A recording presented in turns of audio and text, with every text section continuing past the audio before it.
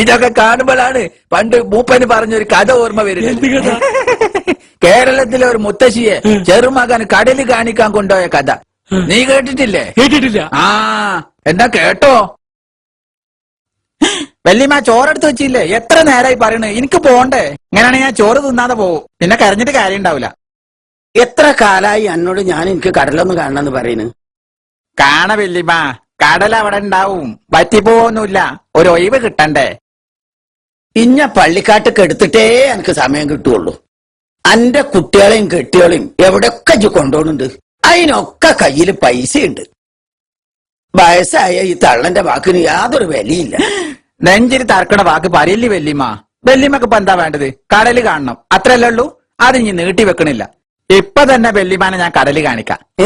ആ എന്നാ ഞാൻ തുണിയും കുപ്പായം മാറ്റിയിട്ട് വരാം. വേണ്ട വേണ്ട, ഈ തുണി കുപ്പായിട്ട് തന്നെ വല്യമ്മാനെ ഞാൻ കടല് കാണിക്കും. വല്യമ്മ അകത്ത് പോയി ഒരു പാത്രം നിറച്ചും വെള്ളം എടുത്തോണ്ടുവരി.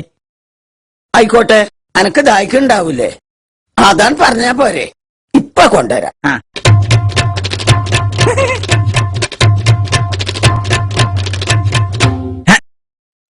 ഈ കടൽ എന്ന് പറയണത് സമുദ്രം എന്ന് പറയണത് ഒക്കെ ഒന്ന് തന്നെയാണ്. പിന്നെ എന്തിനാ ഈ വയസ്സ് കാലത്ത് വല്യമ്മ എങ്ങനെ വാശി പിടിക്കണമെന്നാ എനിക്ക് മനസ്സിലാവാത്തത്.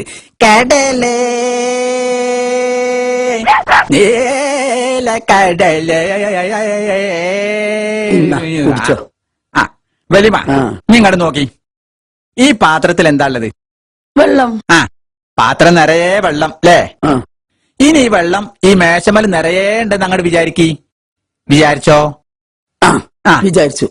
ഇനി ഈ വെള്ളം ഈ മുറിയിൽ നിറയെ ഉണ്ടെന്ന് അങ്ങോട്ട് വിചാരിച്ചോ? ആ അതും വിചാരിച്ചു.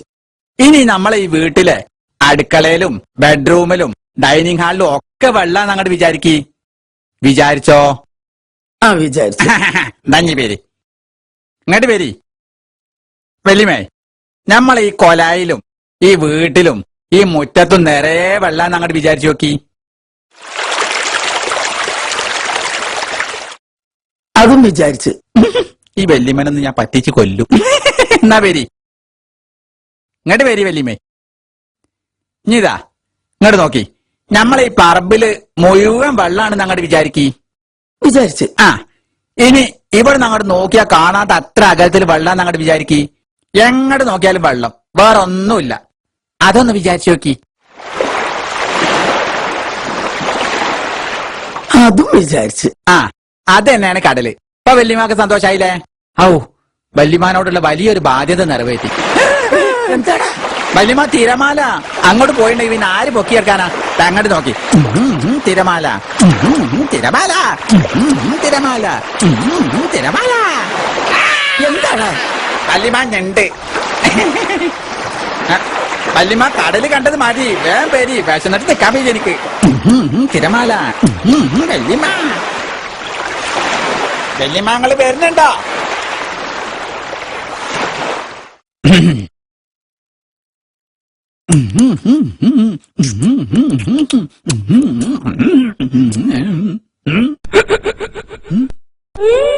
എന്താണ് വല്യമ്മ നോക്കി നിൽക്കുന്നത്? പോയി ചോറെടുത്ത് കൊണ്ടുവരി.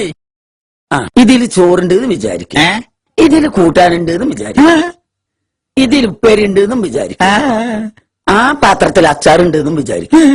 ഞാൻ തിന്നോ? വല്യമ്മേ എന്തേ?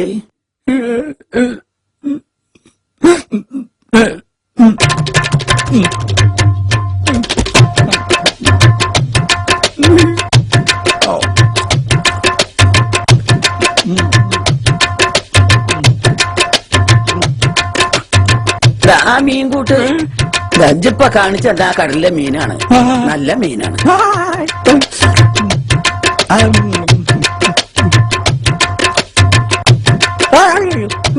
എന്തേ?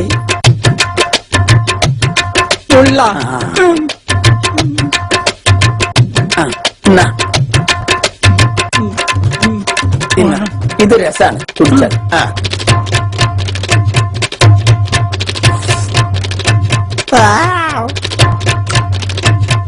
വല്യമ്മക്ക് കടല് കാണിച്ചു കൊടുത്തില്ലെങ്കിലേ എല്ലാ ദിവസവും ഈ രസം തന്നെ ആയിരിക്കും.